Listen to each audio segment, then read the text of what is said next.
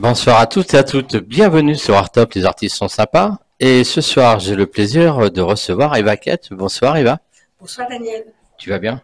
Oui, ça va super. Oui, alors, quel a été ton premier pas dans la musique? Eh bien moi, tout d'abord, j'ai commencé avec le conservatoire. J'ai été au conservatoire, j'ai démarré avec les cours classiques. J'ai pris des chants de cours classiques. Et ensuite, j'ai fait du jazz et du gospel.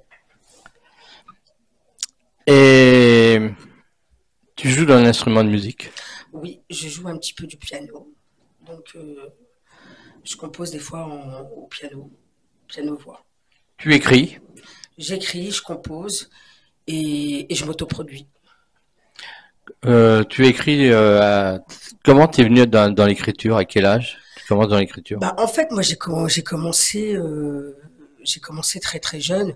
En fait, pour la petite anecdote, moi, je chantais mes petites histoires, mes déboires, et ensuite j'ai décidé de prendre la musique comme un exutoire en fait, et d'écrire mes petites histoires. Et c'est comme ça que c'est venu.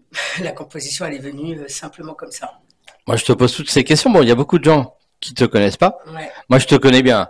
Mais je sais. les gens qui nous regardent te connaissent pas obligatoirement. Ouais. Donc, ça permet de faire la rencontre avec le public et l'artiste et Mm, de mieux connaître. mm, Voilà. tout à fait. Comment tes parents et ton entourage ont-ils réagi lorsque tu as exprimé ta passion pour la musique? Moi, au début, ma mère, en fait, elle chantait dans les mariages. Et bon, moi, il faut savoir que je suis d'origine algérienne. Et donc, ma mère, elle chantait dans les mariages et mon père, il jouait ce qu'on appelle la gasha. C'est un instrument traditionnel. C'est une flûte traversière. Et donc, moi, j'ai baigné dans la musique depuis ma tendre enfance, en fait. Et donc, j'étais toujours dans les jupons de ma mère. Et donc, j'entendais chanter, j'entendais jouer la musique. Et donc, tout ça, ça m'avait inspiré. Et puis, j'ai décidé de prendre des cours, puisque bon, c'est un peu comme l'artiste qui était là tout à l'heure. Bon, moi, souvent, on me disait, oui, Eva, pourquoi tu n'essayes pas de faire carrière? Tu chantes bien, tu as du talent. Et j'ai décidé donc de me lancer dans la musique. Et pour ça, j'ai commencé à chanter avec des chorales de gospel. Et j'étais dans une chorale associatif où j'étais aussi membre de cette association qui s'appelle les Chœurs de l'âme, avec qui on a beaucoup tourné, on a été même à l'étranger, on a fait des concerts en Allemagne. Et on chantait des chansons traditionnelles de gospel comme Amazing Grace, Oh Well the Saints, voilà, des chants religieux traditionnels du gospel. Et ça m'a permis donc de développer justement ce don de Dieu. Hein. Et donc ensuite, après, j'ai décidé de me concentrer que sur mes maquettes, que sur mes chansons personnelles. Et là, je me suis mise à écrire, à composer et à m'autoproduire, puisque bon, je suis un peu comme la personne qui était là aussi avant. Moi, je suis quelqu'un qui rentre pas dans les moules. Je suis quelqu'un avec ma personnalité, avec mon caractère, et je suis quelqu'un qu'on peut pas manipuler en quelque sorte. Donc j'ai décidé de m'autoproduire moi-même, de faire ce que moi j'avais envie de faire et de faire ma propre direction artistique. Voilà. Quelles sont tes sources d'inspiration dans l'écriture? Bien, comme je te l'ai dit tout à l'heure, Daniel, j'ai souvent écrit de manière un peu intuitive et en fait, je m'inspire de ce que je vis, de ce que je ressens et de ce que je côtoie autour de moi. Voilà. Y a-t-il un artiste ou un groupe musical qui t'a particulièrement inspiré? Moi, j'aimais beaucoup Aretha Franklin. J'aime beaucoup Aretha Franklin. Moi, j'ai baigné dans la soul music, donc Aretha Franklin, James Bond. Mes frères et sœurs, ils écoutaient beaucoup de la funk, donc Kool and the Gang. Tous ces groupes-là m'ont beaucoup inspiré. Mary J. Blige. Voilà, moi, j'ai baigné dans ce son-là aussi, un peu aussi dans la old school, dans la musique comme Dr. Dre, Snoop Doggy Dogg. Enfin, j'ai baigné vraiment dans ces. J'ai eu aussi la culture NTM, la culture IAM. Moi, j'ai toute cette culture musicale qui fait partie de ma vie, en fait, de, mon, de ma culture musicale, en fait. Peux-tu me parler de ta première expérience de spectacle? Eh bien, ma première expérience, oh là là, il faut vraiment que je remonte loin, hein. J'avais fait l'abolition de l'esclavage avec Toubira. Elle était pas encore dans la politique. Et je me souviens, elle avait cette tenue traditionnelle martiniquaise, et on avait fait un concert de gospel justement pour l'événement contre l'abolition de l'esclavage. Et je me souviens, c'était au théâtre de Pantin. Tu as tourné dans plusieurs émissions de télé, Ouais, ouais, oui. dont une qui était sur M6. Ouais, tout à fait. All together, tous avec moi. Il y avait il y avait Eric Antoine. En fait, il y avait tous les gens du showbiz actuel. Il y avait Eric Antoine, il y avait Garou en chef de rang. C'était le capitaine de l'émission. Et il y avait beaucoup de personnalités. Il y avait Madame et Monsieur aussi. Et il y avait Bilal Hassani aussi, d'ailleurs, qui a été découvert dans cette émission, qui a été lancée par Madame et Monsieur. Et voilà, et c'était une super belle expérience. Voilà, pendant une semaine, on s'est éclaté à faire les Comment, fous. Et en fait, c'était un grand mur de 100 personnalités dont je faisais partie. Et donc, moi, j'étais jury. Et c'était un, un concept d'émission euh, type, euh, type de Voice, mais en sang. comment on est sélectionné pour ce genre d'émission? Comment tu as été sélectionné, Eh ben, en toi? fait, moi, j'ai été sélectionnée sur casting, hein. J'ai passé un casting et j'ai réussi le casting, tout D'accord. simplement. Quels ont été les rapports avec Garou et Eric Antoine? Ah, c'était super. Eric Antoine, il est super cool, hein. C'est un bon gars, hein. Il nous avait invités au restaurant, je me souviens. On avait été aussi en discothèque avec lui. C'était vraiment bien. C'était super. Garou aussi, c'est quelqu'un d'assez accessible. Et on le voyait souvent en prime time. On a chanté d'ailleurs, on chantait avec bah, tous les personnalités de l'émission. Et c'était une super belle expérience. On était tous autour du piano. Il y avait aussi, euh, il y avait aussi le choriste de Johnny Hallyday aussi. Ah, c'était vraiment bien, c'était vraiment une belle émission. Tu sais que sur Artop, on adore les lives, Ah oui, c'est hein? vrai. Eh ouais, c'est vrai. Et donc, Et donc, ça veut dire qu'il faut que je chante. il va falloir nous faire un petit live. Ouais, bah écoute, je vais faire un petit début de gospel. Ouais. Amazing grace, how sweet the sound, oh, that saved a wretch like me.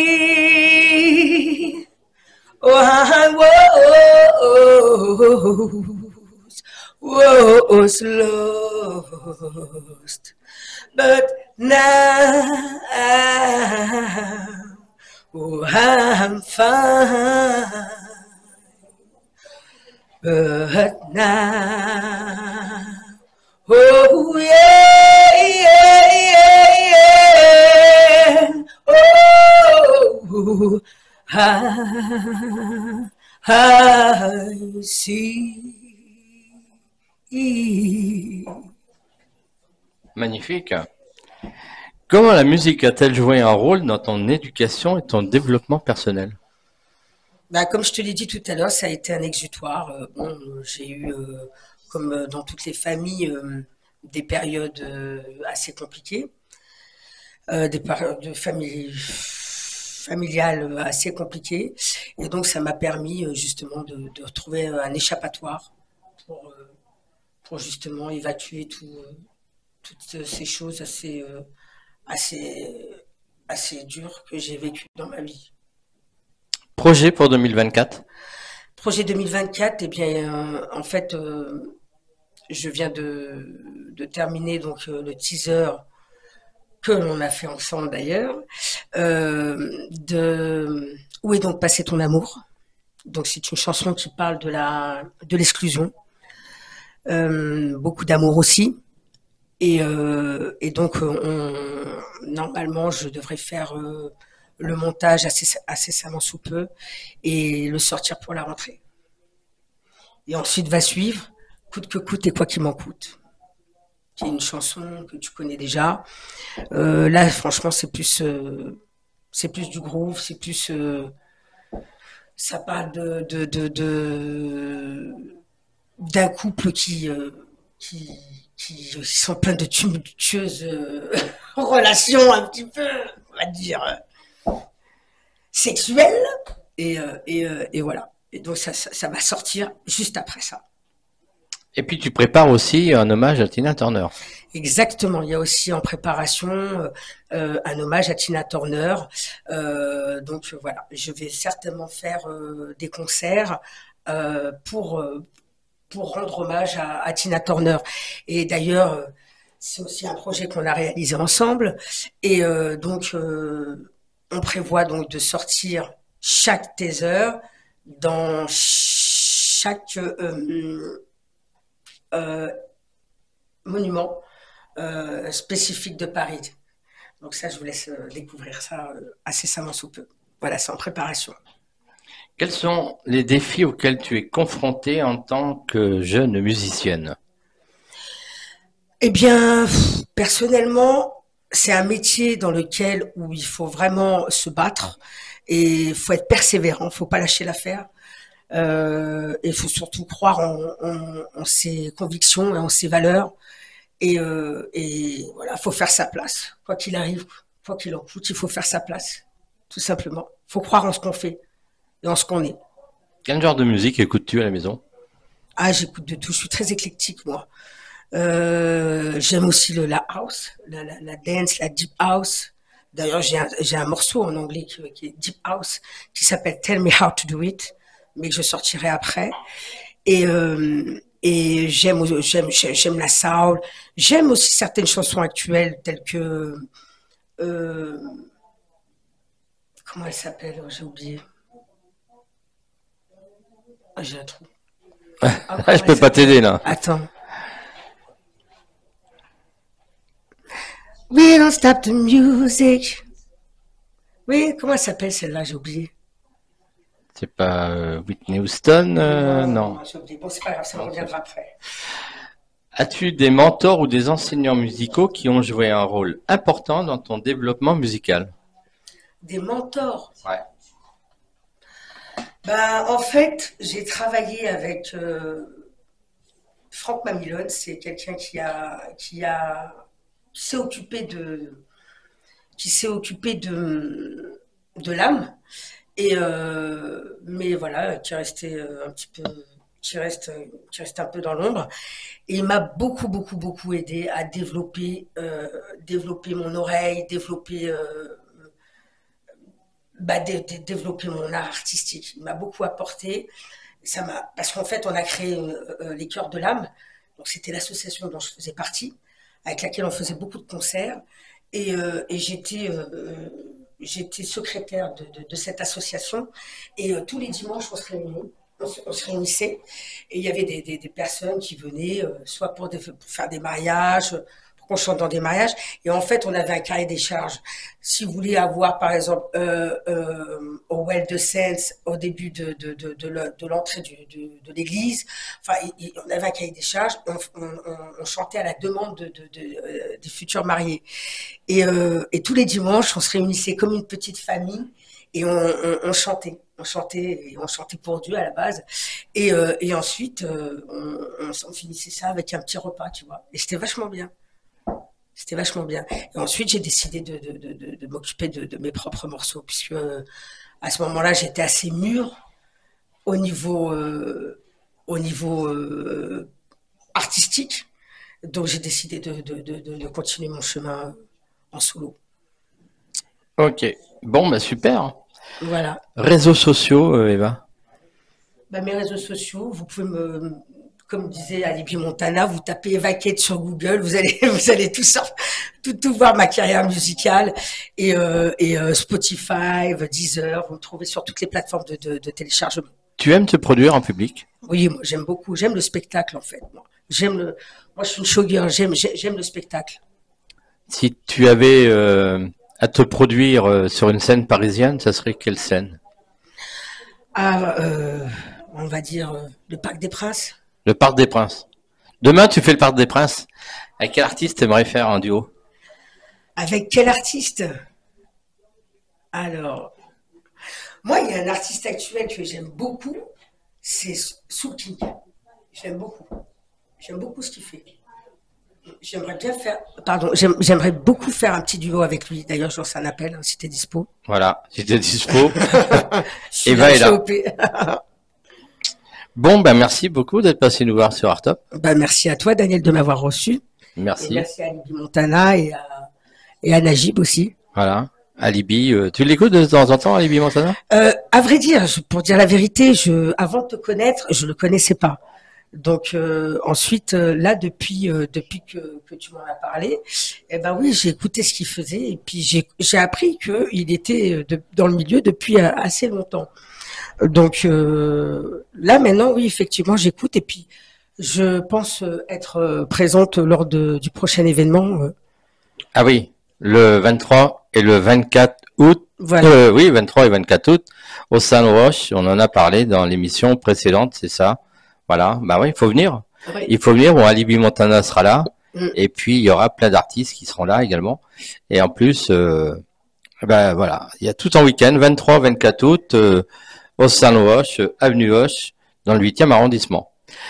Ah oui, aussi, je vous invite à aller sur ma chaîne YouTube, puisque vous trouverez tous les événements prochains à venir sur ma chaîne YouTube. Voilà. Bon, on finit l'émission en écoutant... Mon premier clip, le premier clip que j'ai fait, dites-moi comment faire. Dites-moi comment faire. Ouais. Hein? Ouais, ok.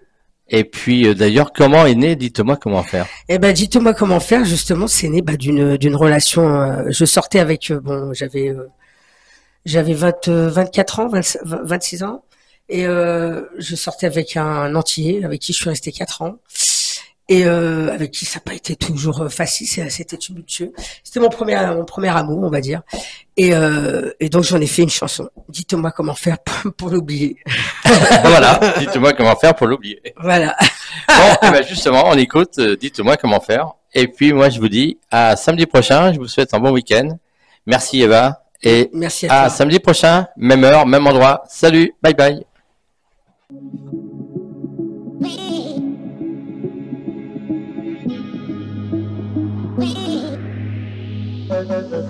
Dites-moi comment faire pour l'oublier, pour l'effacer de ma vie, le supprimer de mon esprit. Oh, dites-moi comment faire.